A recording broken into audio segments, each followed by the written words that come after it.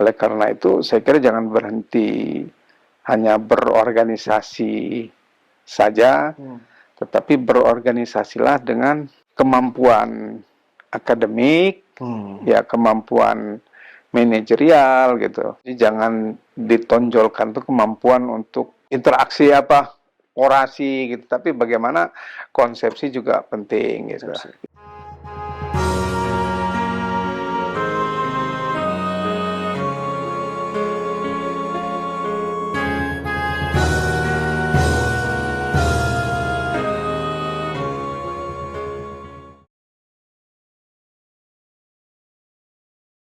Ya saya Rahman Harun gitu ya. Jadi saya mulai masuk ke IAIN Raden Intan Lampung itu pada tahun 1982. Waktu itu saya mengikuti seleksi masuk perguruan tinggi agama Islam.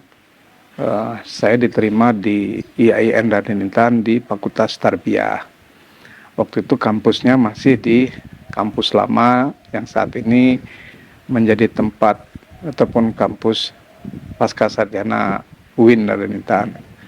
Jadi itu awal ya perkenalan saya dengan IAIN Raden Intan, dimulai ketika saya diterima menjadi mahasiswa IAIN pada tahun 1982.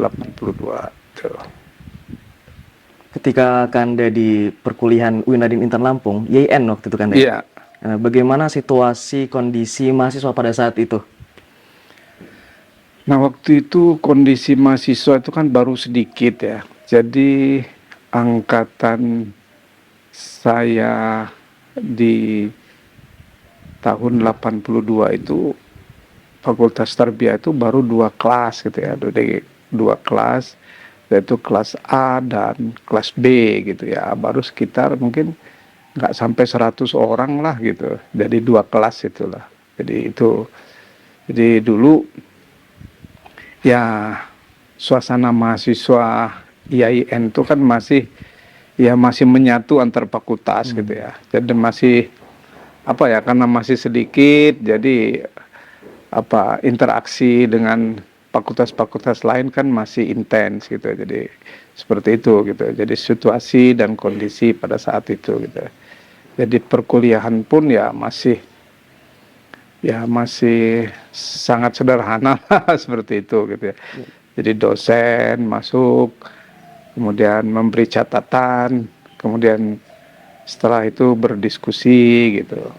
Nah, jadi seperti itu suasana perkuliahan pada saat itu gitu. Pada saat saya mulai pertama masuk ke IAIN gitu, seperti itu.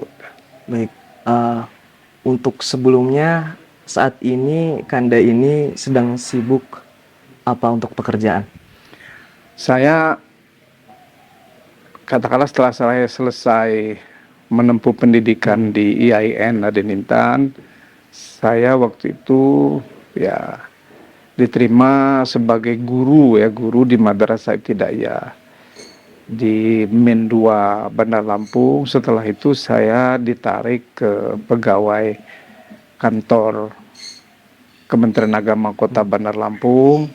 Setelah itu saya ditarik lagi ke pegawai pada kantor wilayah Kementerian Agama Provinsi Lampung. Nah, jadi mulai dari situ saya berkarir ya, dari guru, kemudian dari pegawai kabupaten, kota, kemudian di pegawai Kanwil. Nah, pada puncaknya itu pada tahun 2011 ya, saya diangkat sebagai kepala kantor wilayah Kementerian Agama Provinsi Lampung sampai dengan 2015 gitu. Ya lebih kurang 4 tahun lebih saya menjabat kepala kantor wilayah Kementerian Agama Provinsi Lampung. Nah, tapi sebelumnya memang karir saya itu tidak langsung topnya ya gitu, tapi saya mulai merintis dari bawah, mulai dari kasubsi saya di kasubsi itu ya eselon terendah itu eselon 5, kemudian saya naik ke eselon 4 sebagai kasih, kemudian kemudian naik sebagai eselon 3 kepala bidang, kemudian menjadi kepala bagian gitu ya. Baru setelah itu saya 2011 itu dipercaya oleh Menteri Agama saat itu, Surya Dharma Ali, ya sebagai kepala kantor wilayah Kementerian Agama Provinsi Lampung. Nah, kemudian di akhir 2015 kalau tidak salah, saya dimutasi menjadi kepala kantor wilayah Kementerian Agama Provinsi DKI Jakarta. Nah, di DKI Jakarta itu saya sampai dengan 2018. Nah, setelah dari 2015 sampai dengan 2018 pertengahan, setelah itu saya dimutasi menjadi sekretaris BPJPH ya. Jadi sekretaris BPJ itu Badan Penyelenggara Jaminan Produk Halal. Sampai akhir 2018. Nah, setelah itu saya dimutasi ke Lampung ya, karena memang waktu itu ya atas permintaan sendiri kalau mungkin saya dimutasi ke Lampung.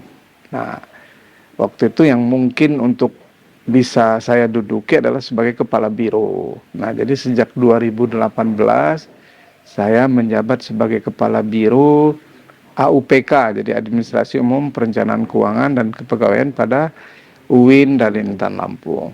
Jadi cita-cita saya dari S1 di IAIN, S2 IAIN, S3 IAIN, untuk kembali mengabdi ke UIN, ke IAIN itu tercapai gitu. Jadi saat ini per 1 Juli 2022 yang lalu saya ya beralih dari kepala biro AUPK menjadi ya fungsional dosen pada Fakultas Tarbiyah. Home base saya di Fakultas Tarbiyah jurusan Manajemen Pendidikan Islam. Itu ya saat ini saya home base-nya di Fakultas Tarbiyah, jurusan Manajemen Pendidikan Islam. Kemudian Kanda selanjutnya ketika berkuliah, Ya, tentu mahasiswa ini kan sering berorganisasi nih. ya. Selain di HMI ini, organisasi apa Kanda saat itu? Jadi di awal-awal perkuliahan itu memang ya saya sudah mulai sudah mulai aktif, diajak oleh senior-senior waktu itu untuk aktif di organisasi. Jadi saya ingat selesai ikut ospek pada waktu itu, kami mahasiswa baru itu diajak oleh senior-senior untuk berdemo waktu itu. Saya ingat waktu itu berdemo untuk menurunkan dekan waktu itu. Dekan Fakultas Tarbiyah waktu itu Pak almarhum Kadir Hanafi. Yang sesungguhnya pada saat itu saya belum paham betul apa sih maksudnya gitu. Nah, tapi setelah selesai demo itu baru saya mencari tahu dan teman-teman gitu. Kenapa kok kita berdemo gitu. Nah, ternyata memang ya ada tarik-menarik kepentingan antar sesama dosen lah waktu itu gitu. Jadi waktu itu jadi sesama dosen itu ya kepentingan jabatan lah waktu itu, sehingga mahasiswa ditarik untuk berdemo gitu. Padahal saya sendiri sebagai mahasiswa baru pada saat itu belum memahami apa sih substansi masalah sehingga saya ikut demo gitu. Nah, baru setelah itu saya menyadari gitu bahwa oh ini gitu loh. Tapi ya namanya sudah terjadi gitu. Nah, mulai dari situ ya saya dan teman-teman pada waktu itu ya mulai selektif gitu.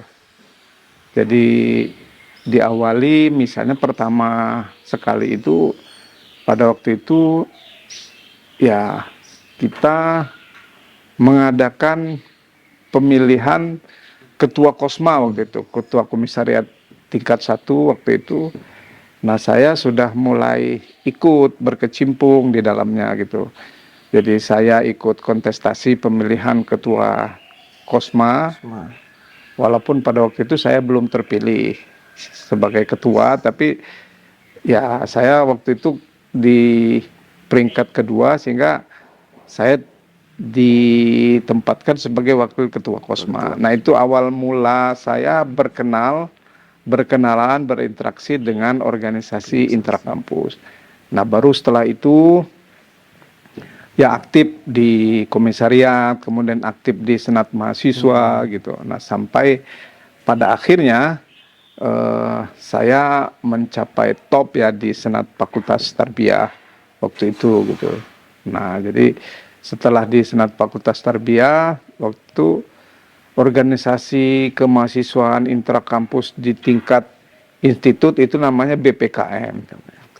Nah, saya pada saat itu ikut bersaing dan saya terpilih sebagai ketua BPKM, ketua umum BPKM. Ketua umum BPKM itu Badan Pelaksana Kegiatan Mahasiswa, jadi eksekutif mahasiswa untuk tingkat institut saat itu. Nah, itu awal mula perkenalan saya dengan organisasi intra kampus gitu, seperti itu. Kemudian Kanda, kapan organisasi HMI mulai diperkenalkan di Winril dan bagaimana selama proses perjalanan awal merintis begitu? Ya, jadi seingat saya waktu itu jadi pergolakan kami di kampus itu juga dipengaruhi juga oleh keberadaan kader-kader HMI senior-senior lah gitu.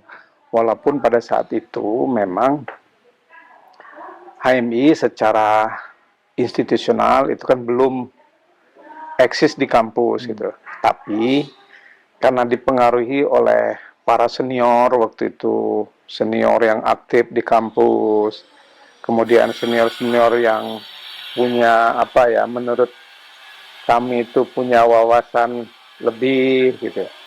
Itu adalah kader-kader HMI gitu.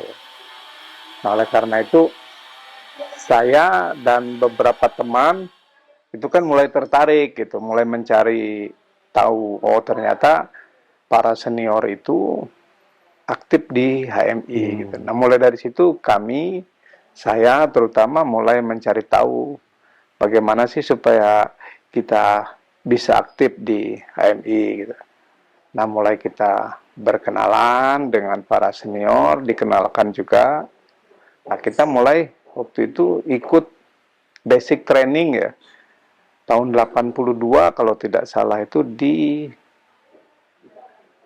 pesantren Darussalam.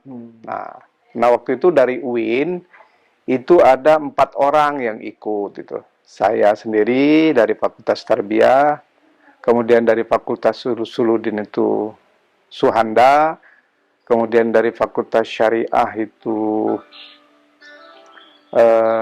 Izan Pautanu, Prof. Izan Pautanu sekarang, kemudian dari Fakultas Suludin itu ada 2 orang, satu Kanda Ubaidillah Mansur. Nah, kami berempat inilah yang ikut basic. Setelah ikut basic ini ditantang oleh pengurus cabang untuk membentuk ya HMI di UIN Raden Intan itu.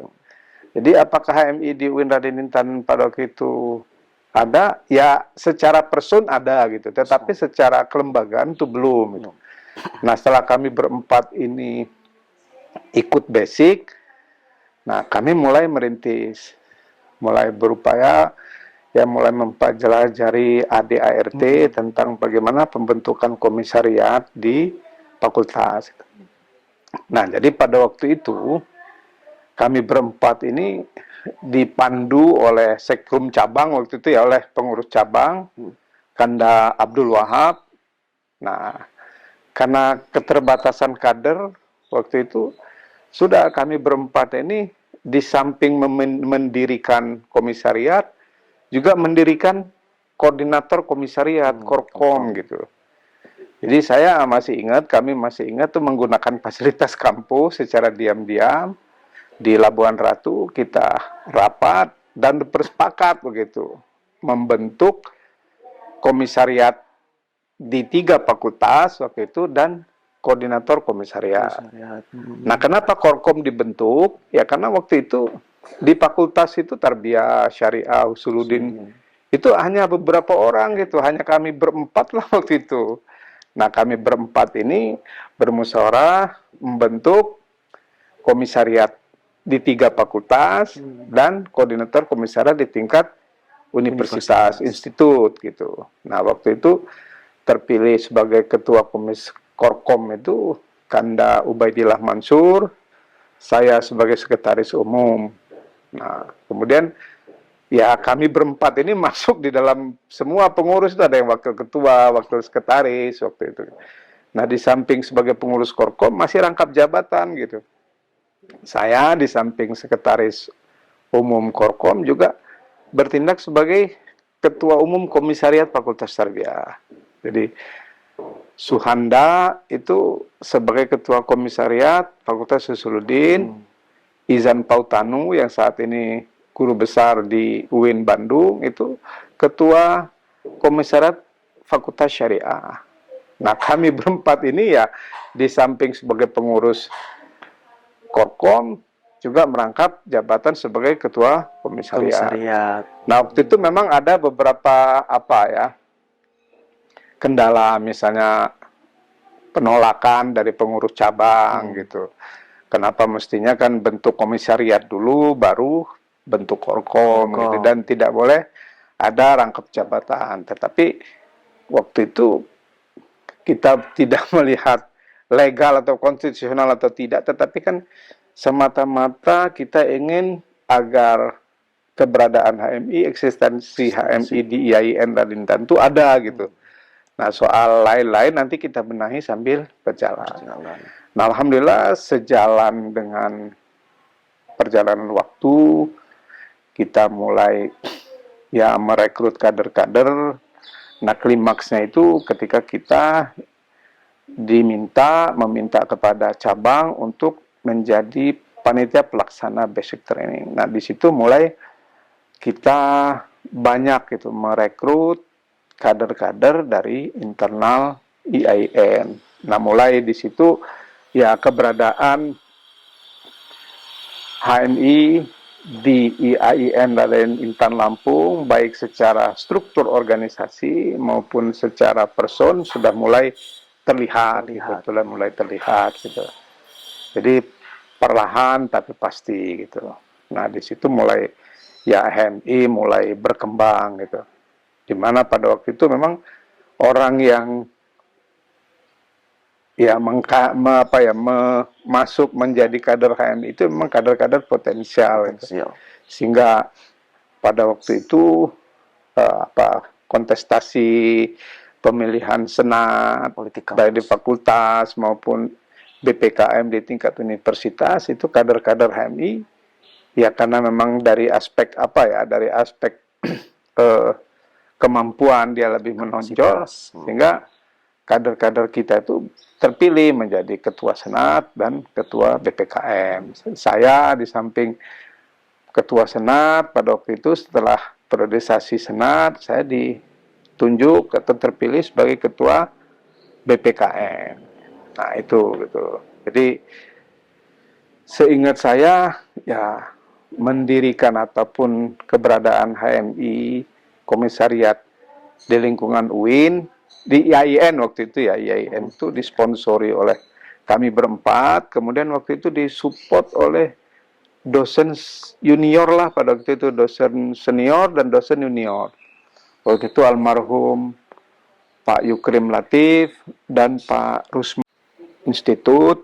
Nah, mulai kita aktif melakukan gerakan perekrutan calon kader-kader gitu. Nah, mulai perlahan tapi pasti ya kader-kader yang ikut basic di HMI itu semakin bulan, semakin tahun itu semakin banyak, semakin antusias gitu. Nah, mulai misalnya saya setelah 1 tahun menduduki Ketua Umum Komisariat Tarbiyah dan merangkap juga Sekretaris Umum Korkom Korkom. itu kan mulai melakukan pembenahan organisasi. Kita mulai merujuk kepada AD/ART. Ada. Saya melepas jabatan sekretaris umum, ketua umum Fakultas Tarbiyah, Komisariat Komisaris. Fakultas Tarbiyah. Waktu itu terpilih dari hasil Muskom ya. Muskom. Muskom itu saudara Usman gitu. Usman, saya fokus di Korkom sebagai sekretaris umum Korkom. Nah, setelah itu kebetulan ada pemilihan pengurus cabang, kontestasi pengurus cabang, di mana waktu itu Korkom UIN ya menjadi pendorong ya, menjadi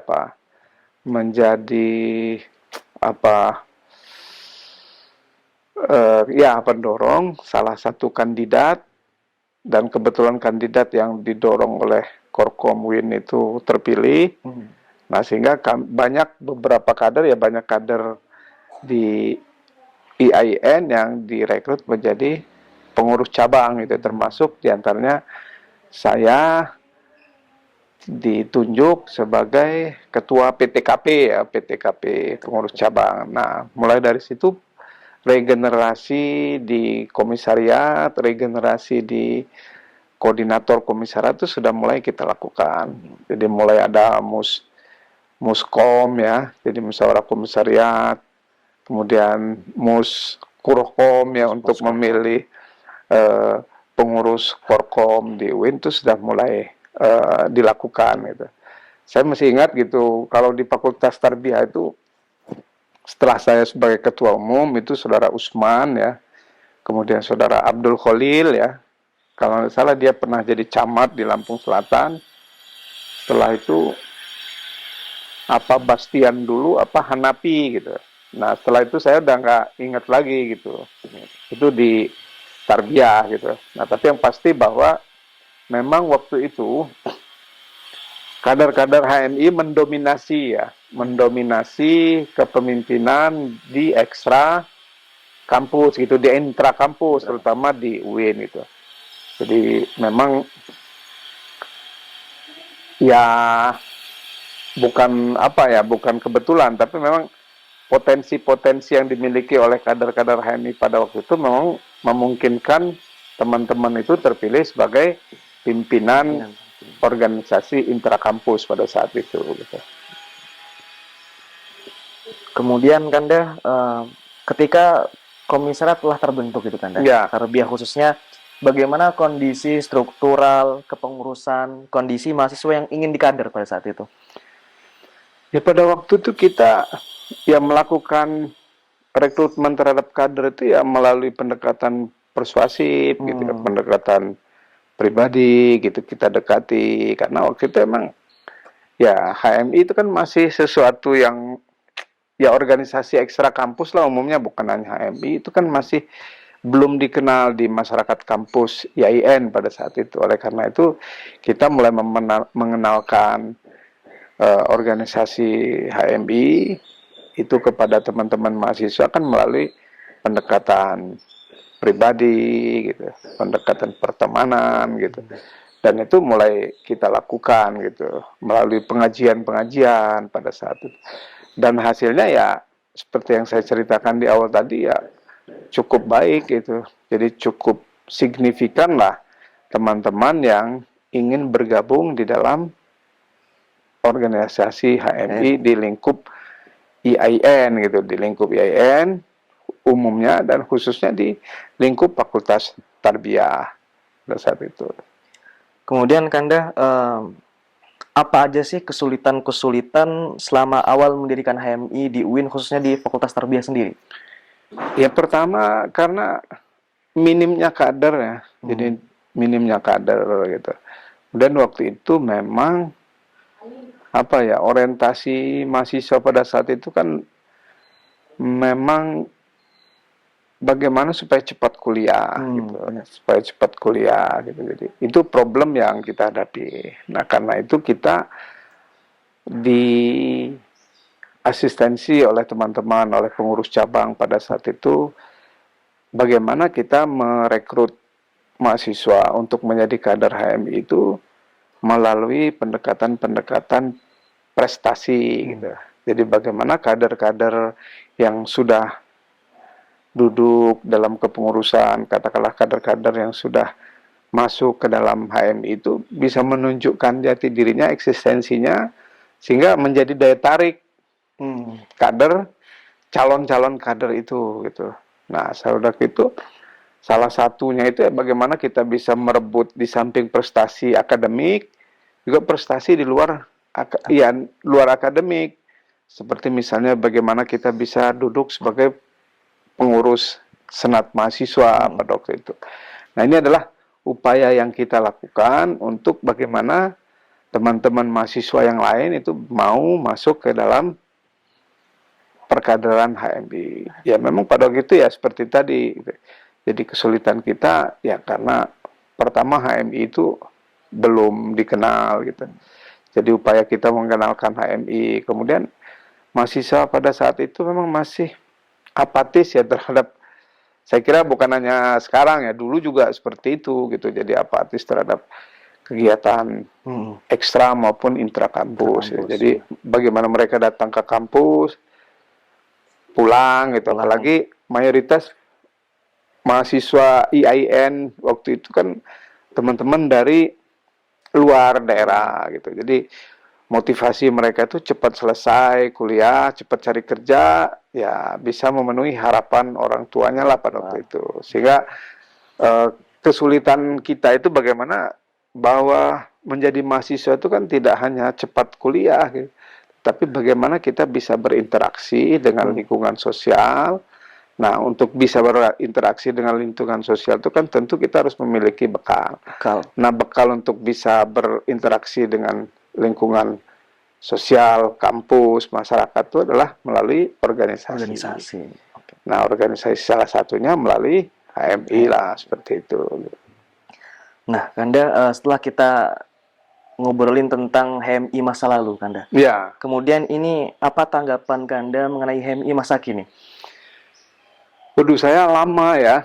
Jadi saya sejak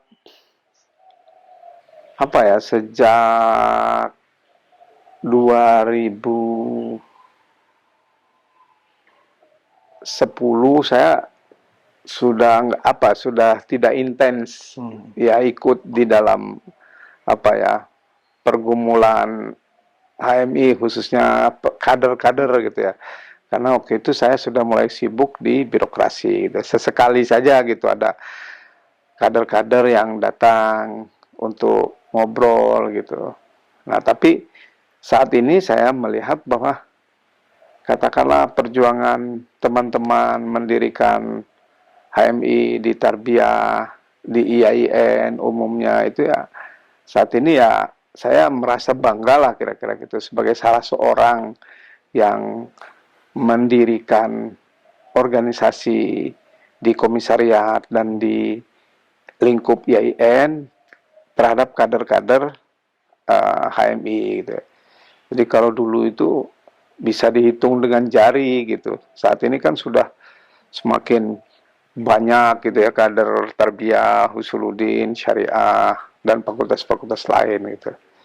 Nah ini saya ikut berbangga lah gitu, berbangga dengan teman-teman ataupun adik-adik HMI di fakultas maupun di UIN saat ini gitu. Jadi seperti itu gitu. Nah, adapun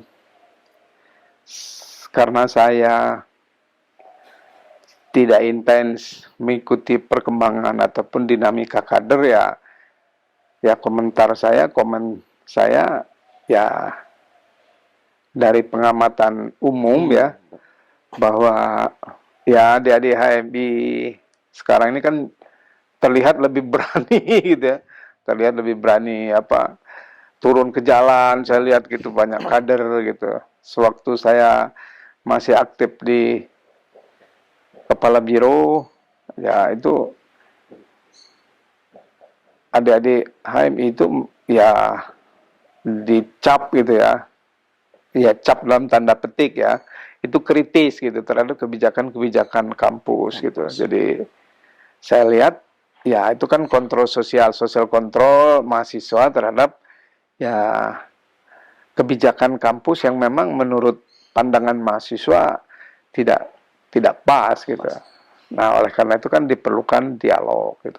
Tapi kan menurut saya tidak hanya turun ke jalan mendemo, tapi bagaimana eh, ya pelan tapi pasti memberikan solusi lah, memberikan solusi terhadap perkembangan kampusnya gitu. Jadi tidak melulu turun ke jalan, tetapi ya saya tidak menyalahkan gitu ya. Saya justru bangga dengan teman-teman mahasiswa, dengan adik-adik mahasiswa yang eh, turun menyuarakan aspirasi, tetapi juga tidak hanya itu gitu, tapi juga dibarengi dengan konsepsi gitu. Seperti itu. Kemudian Kanda mungkin bisa diberikan pesan-pesan untuk kader khususnya Komisariat Tarbiyah dan umumnya kader HMI seluruh Indonesia dan dunia mungkin ya. Karena sekarang udah ada cabang istimewa Cabang istimewa ya. di Turki. Mungkin bisa berikan pesan Kanda. Saya kira kan ber-HMI itu kan bagaimana kita mampu mengasah ya, mengasah baik itu kemampuan akademik, kemampuan non akademik gitu. Jadi karena saat ini saya kira ya tingkat rivalitas kader gitu kan menjadi sesuatu menjadi satu keniscayaan gitu. Oleh karena itu saya kira jangan berhenti hanya berorganisasi saja, tetapi berorganisasilah dengan ya kemampuan akademik, ya kemampuan manajerial gitu. Jadi kemampuan kemampuan berinteraksi, kemampuan bersosialisasi gitu. Jadi jangan ditonjolkan tuh kemampuan untuk interaksi orasi gitu, tapi bagaimana konsepsi juga penting gitu. Jadi seperti itu gitu. Jadi kader HMI itu kan ada di mana-mana gitu kan, seperti itu, ada di mana-mana, tidak hanya di birokrasi, tetapi di tingkat intelektualitasnya juga harus ya seimbang lah seperti itu gitu. Jadi apalagi tantangan ke depan tuh kan semakin kompleks gitu.